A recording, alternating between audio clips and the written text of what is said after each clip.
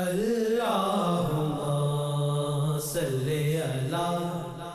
محمد وعلی آلہ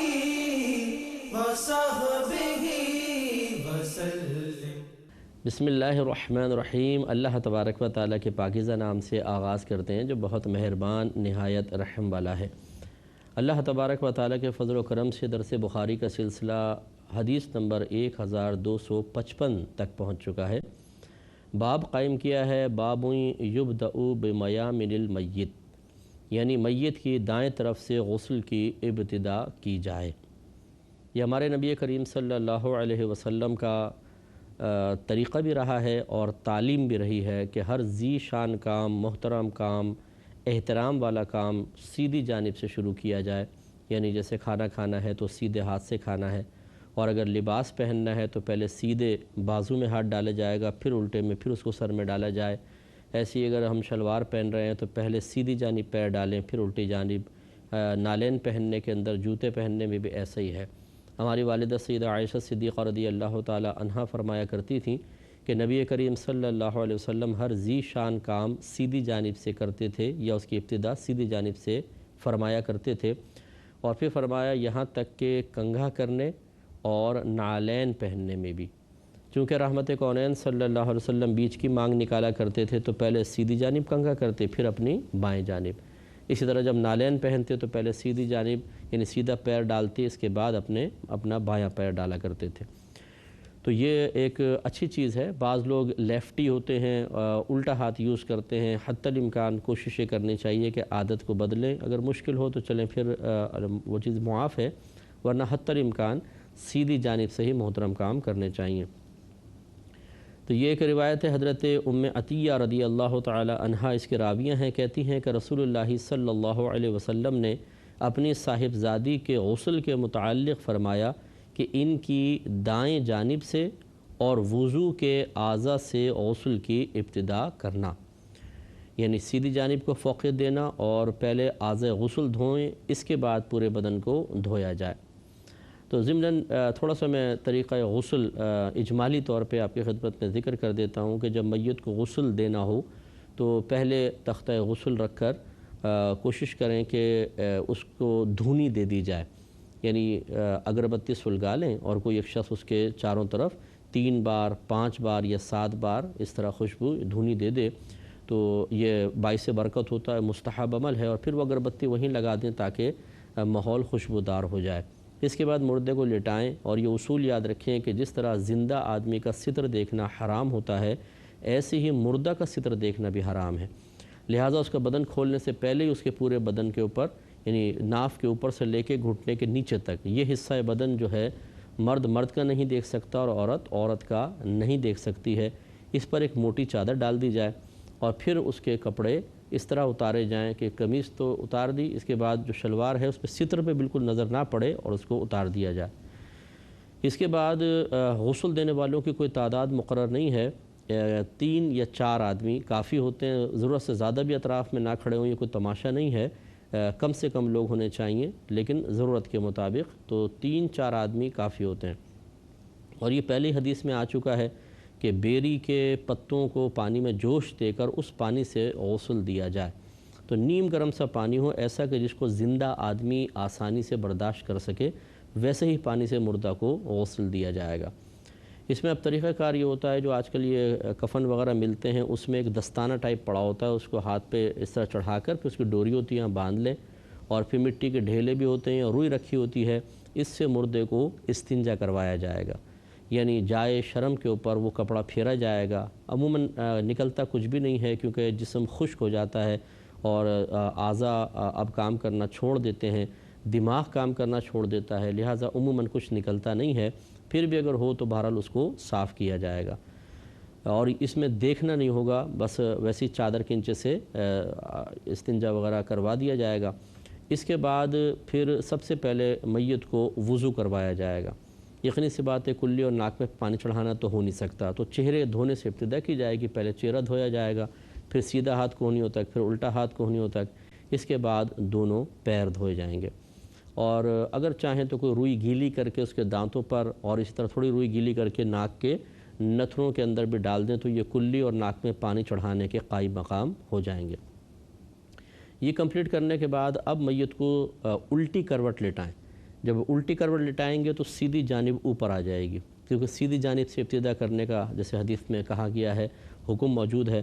تو اس کو سیدھی جانب لٹائیں اور اس میں پہلے خیال کر لیں کہ چادر کو تھوڑا سا پیچھے کھینچ لیا جائے تاکہ جب وہ میت ٹیڑھی ہو تو ایسا نہ ہو کہ اس کی مطلب اس کے بیک سائڈ یا کوئی بھی چیز ظاہر ہو، ستر بالکل ظاہر نہیں ہونا چاہیے، اور سیدھی جانب کر کے پھر پانی سر سے لے کر پیر تک پورے پانی کو، پورے ٹخنوں تک پانی کو بہائیں، بلکہ پاؤں کے ناخن تک بہائیں، اور اس کے بعد پھر الٹی جانب کو اس طرح سر سے لے کر پاؤں تک بہائیں۔ وضو کے بعد بعض جگہ یہ بھی لکھا ہے کہ اس کے چہرے کو، سر کے بالوں کو دھو لیں، تو یہ آپ اس میں بھی کر سکتے ہیں، پہلے بھی کر سکتے ہیں۔ اس طرح پورے بدن پر پانی بہہ جائے گا۔ جب سیدھی جانب پانی بہائیں تو تھوڑا ہاتھ اٹھا کے بغل میں پانی ڈالیں، اور ستر کے مقام پر یقیناً چادر ہے، لیکن اس چادر کو جو مددگار ہوں تھوڑا سا اٹھا کر اندر اندازے سے اتنا پانی ڈالیں کہ یقین ہو جائے کہ تمام اعضاء پر پانی بہہ گیا ہے۔ اسی طریقے سے پھر الٹی جانب اس کے اوپر کریں اور سر سے لے کر پاؤں تک پانی بہائیں۔ اس کے بعد میت کو آہستہ سے بٹھائیں، اگر وہ اکڑی ہوئی نہ ہو۔ ویسے تو لاش اتنی اکڑ جاتی ہے کہ بیٹھتی نہیں ہے، لیکن اگر نیا نیا مردہ ہو بالکل اور فوری طور پہ غسل دیا جائے تو پھر وہ بیٹھ بھی جاتا ہے، اور آہستگی سے اس کے پیٹ کو دبائیں، آہستگی سے۔ اگر کچھ ہو نکلے تو پھر اس کو دھو دیں۔ پورے غسل کا اعادہ، پورے غسل کو دوبارہ لوٹانا کوئی لازم نہیں ہے، اور عموماً نکلتا کچھ نہیں ہے، تو سنت پوری کرنے کے لیے اس طرح کر لیں۔ اور اب ایک بار پورے بدن پر، سر کے بالوں سے لے کر پاؤں کے ناخن تک ایک بار کافور ملا پانی ڈالنا سنت کریمہ ہے، جیسے کہ حدیث میں بھی تھا اور آگے بھی آئے گا۔ اور یہ کافور کی ٹکڑیاں اسی کفن کے ساتھ ہی مل جاتی ہیں، سفید سفید کلر کی ہوتی ہیں، اس کو اچھی طرح ہاتھوں سے پیس کر اسے پانی میں گھول لیں۔ پورا مکس تو نہیں ہوتا، ڈلی ڈلیاں چھوٹی چھوٹی رہ جاتی ہیں، لیکن بہرحال خوشبو بہت اچھی ہو جاتی ہے، اور سر سے لے کر پاؤں تک پھر اس پانی کو ایک دفعہ پورا بہائیں گے۔ تو یہ بس غسل کمپلیٹ ہو گیا، اور اس کے بعد کپڑے وغیرہ سے خشک کر کے اب کفن پہنایا جاتا ہے۔ مرد کے لیے 3 کپڑوں کا کفن ہوتا ہے اور عورت کے لیے 5 کپڑوں کا، یہ سنت ہے۔ مرد کے لیے 3 کپڑے، عورت کے لیے 5 کپڑے، لیکن اگر مرد کے کپڑے کم ہیں تو 2 کپڑے بھی کافی ہیں، اور 2 بھی نہ ہوں تو پھر 1 کافی ہے، ایک بڑی چادر میں اس کو لپیٹ دیا جائے۔ اور عورت کے لیے 5 کپڑے ہوتے ہیں کفن کے، اور ان کو پھر پہنایا جاتا ہے۔ تو یہی بس تمام تھوڑی سی چیزیں ہیں، اور باقی پوری تفصیل تو اب یہاں پر چونکہ میں حدیث سے ذکر کر رہا ہوں، یہ فقہی جو پروگرام ہے اس میں آپ ملاحظہ کرتے رہیں تو انشاءاللہ آپ کو اور مزید تفصیل بھی حاصل ہو جائے گی۔ تو اب یہ فرماتی ہیں حضرت ام عطیہ رضی اللہ تعالی عنہا کہ رسول اللہ صلی اللہ علیہ وسلم نے اپنے صاحبزادی کے غسل کے متعلق فرمایا کہ ان کی دائیں جانب سے اور وضو کے اعضاء سے غسل کی ابتدا کرنا۔ اگلا باب قائم کیا ہے، باب موادع الوضوء من المیت، میت کی وضو کی جگہیں۔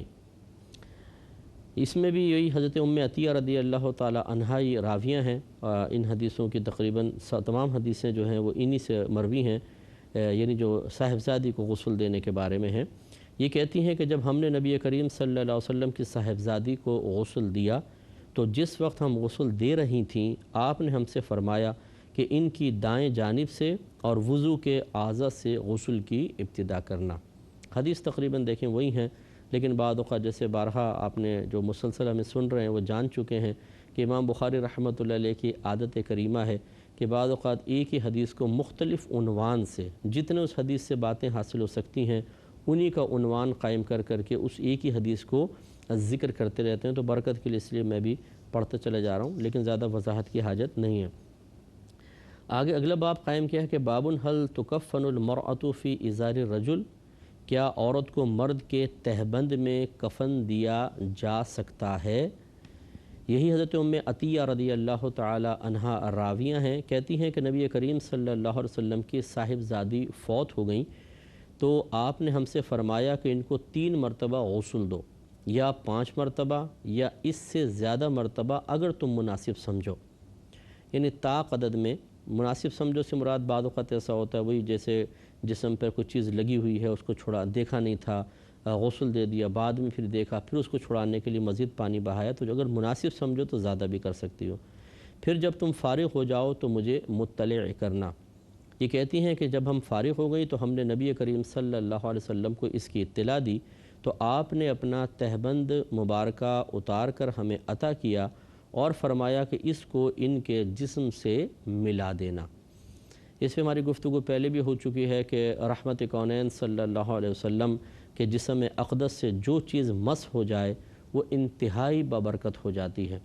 اور پھر آپ ہی کا یہ فیض ہے کہ آپ کی امت میں بھی جو شخص عبادت گزار ہو، نیک ہو، پرہیزگار ہو، متقی ہو، اس شخص سے جو بھی چیز نسبت رکھتی ہے، چاہے اس کے لباس ہوں، اس کے جوتے وغیرہ ہوں، حتیٰ کہ اگر کوئی بزرگ پانی پی لیتے ہیں اور ان کے ہونٹ پانی کے ساتھ مس ہو جاتے ہیں تو اس میں برکت پیدا ہوتی ہے، اور اس برکت کے حصول کے لیے اس امت کو تعلیم دی گئی ہے کہ وہ مطلب کوشش کریں۔ جیسے کہ ادھر بھی سرکار نے اشارہ فرمایا، تہبند میں کو بطور کفن دینا مقصود نہیں تھا، کفن تو پہلے موجود تھا، اصل تھا کہ برکت، تاکہ تبرک، کہ بی بی زینب رضی اللہ تعالی عنہا کو برکت حاصل ہو، اور یہ اصل میں تعلیم امت کے لیے تھا، ورنہ وہ تو صاحبزادی رسول ہیں، ان کی قبر تو اللہ نے نور سے منور فرمائی ہوگی، اور جنت کے باغوں میں سے ایک باغ ہوگی، تا حد نگاہ وسیع ہوگی۔ اگر سرکار اپنا تہبند مبارکہ نہ بھی دیتے تو آپ خود سوچیں، جب سرکار کی نسبت سے تہبند مبارکہ میں اتنی برکت ہے تو پھر جو آپ کا خون جگر ہے اس میں کتنی برکت ہوگی۔ تو لہٰذا صاحبزادی خود جب قبر میں پہنچی ہوں گی، اگر ان کو عام قبر میں، عام قبرستان میں لٹا دیا جاتا تو ہمارا حسن ظن یہ ہے، جو تعلیم شرع میں بتاتی ہے، کہ ایک نیک مردہ اگر قبرستان میں دفن ہو جائے تو اللہ تبارک و تعالی بسا اوقات اس کی برکت سے تمام مردوں پر سے عذاب قبر قیامت تک ختم کر دیتا ہے۔ اتنی برکت ہوتی ہے ایک نیک آدمی کی، اور پھر یہ تو نبی کریم صلی اللہ علیہ وسلم کی صاحبزادی تھیں۔ معلوم یہ ہوا کہ اصل میں حقیقتاً دیکھا جائے تو یہ تعلیم امت کے لیے تھا، اور یہ اشارہ نفیس فرمایا کہ اگر کوئی بزرگ ہوں، ان کے جسم سے جو چیز مس کر جاتی ہے اللہ تبارک و تعالیٰ اس میں برکت پیدا فرما دیتا ہے، اور اس سے نفع اٹھانا چاہیے۔ اور اللہ کا بڑا شکر ہے کہ ہم خوش عقیدہ لوگ ہیں، محبت کرنے والے، اللہ سے پیار کرتے ہیں، ادب احترام کرتے ہیں، انبیاء علیہ السلام کا، صحابہ کرام کا، اولیاء اعظام کا، اور ہمارے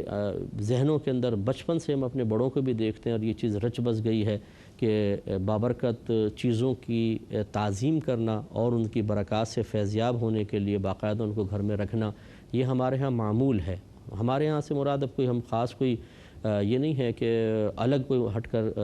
گروپ ہے، بلکہ میں مسلمانوں کی بات کر رہا ہوں کہ الحمدللہ مسلمانوں کے ہاں یہ چیز رائج ہے کہ ہم اپنے بزرگوں سے برکتیں حاصل کرتے ہیں، اور یہ کوئی مطلب جذباتی چیز نہیں ہے، کوئی 15ویں صدی ہجری کے کسی مولوی صاحب کی اجتہادی سوچ اور فکر کا نتیجہ نہیں ہے، بلکہ یہ تو براہ راست میرے آقا صلی اللہ علیہ وسلم سے چیز ثابت ہے، لہٰذا اس میں کوئی ناجائز پہلو نہیں ہے، نہ معاذ اللہ ثم معاذ اللہ یہ کوئی کفر و شرک ہے۔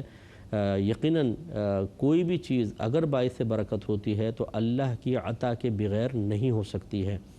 اللہ تعالیٰ چیزوں میں برکت پیدا فرماتا ہے تو فاعل حقیقی تو میرے رب کی ذات ہے، لیکن اللہ تعالیٰ نے مختلف چیزوں میں برکات رکھی ہیں اور ان سے ہمیں فائدہ حاصل کرنا چاہیے۔ چنانچہ جو لوگ اپنے قبر میں جیسے کوئی پیر صاحب سے بیعت کر لیتے ہیں، شیخ ہوتے ہیں، یا بزرگوں نے کوئی ان کو چیز دی ہے تو وہ وصیت کر جاتے ہیں کہ جی میری قبر میں میرے ساتھ رکھ دینا، تو یہ کوئی غلط چیز وصیت نہیں ہے، لیکن ہمارا مشورہ یہ ہوگا کہ اس طرح کی متبرک چیزوں کو پلاسٹک کوٹنگ پہلے کروا لیں، اور پھر جیسے مردے کو لٹائیں تو جو جانب قبلہ دیوار ہو اس کی سیدھی جانب، اس میں تھوڑا سا گڑھا کھود کے جیسے ایک طاق سی بنا کر اس میں وہ چیز رکھ دیں، تاکہ برکت بھی حاصل ہو جائے، اور فرض کر لیں ہر ایک کا جسم تو سلامت رہتا نہیں ہے، ہو سکتا ہے جسم اس کا اگر پھٹتا ہے، پھولتا ہے، پھٹتا ہے تو وہ چیز آلودہ نہیں ہوگی، کیونکہ وہ پلاسٹک کوٹنگ کے اندر ہے اور طاق کے اندر کر کے آپ نے رکھ دیا ہے، تو یہ زیادہ بیسٹ ہے، تو اس طرح کر لیں زیادہ بہتر ہوگا۔ اگلا باب قائم کیا کہ باب یجعل الکافور فی آخرہ، کافور کو آخر میں رکھے جانے کا باب۔ یہی حضرت ام عطیہ رضی اللہ تعالی عنہا بیان کرتی ہیں کہ نبی کریم صلی اللہ علیہ وسلم کی ایک صاحبزادی فوت ہو گئیں، آپ گھر سے نکلے، پھر فرمایا کہ ان کو 3 مرتبہ غسل دو، یا 5 مرتبہ، یا اس سے زیادہ مرتبہ اگر تم مناسب سمجھو۔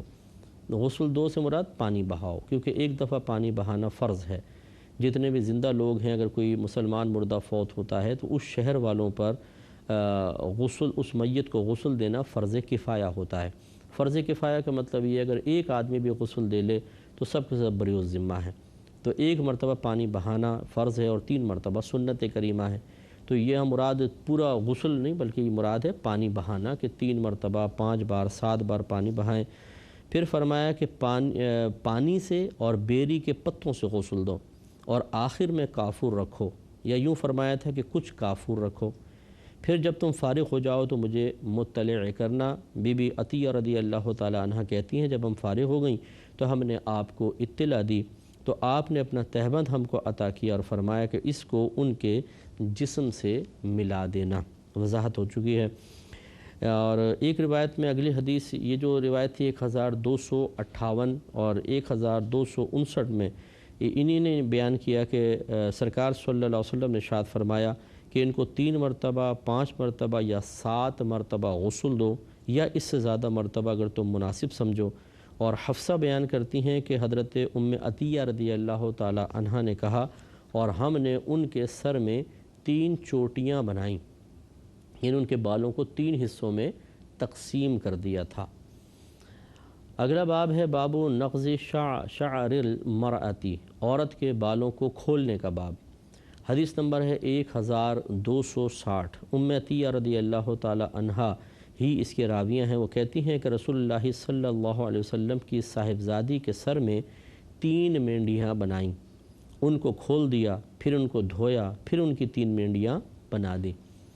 گویا کہ 3 مینڈیاں پہلے بنی ہوئی تھیں، پھر جب وہ فوت ہوئی ہیں تو پھر ان کو پہلے کھولا گیا، غسل دیا گیا، اور پھر بالوں کو 3 حصوں میں تقسیم کیا گیا۔ لیکن یہ کوئی فرض یا واجب ضروری نہیں ہے، اگر کریں تو ٹھیک ہے، ورنہ سیدھے بال بھی خاتون کے رکھ سکتے ہیں۔ اور بعض نے کہا کہ 2 حصے میں کر دیں بال، اور اس کے سینے کے اوپر دونوں لٹیں، ایک اس طرف اور ایک اس طرف، کل بالوں کو ڈال دیا جائے۔ اگلا باب ہے باب کیف الاشعار للمیت، میت کے بدن کے ساتھ کپڑا کس طرح لپیٹا جائے، اس پر انشاءاللہ کلام کرتے ہیں لیکن نیکسٹ پروگرام میں۔ وآخر دعوانا ان الحمدللہ رب العالمین۔ اللہم صلی علی محمد وعلی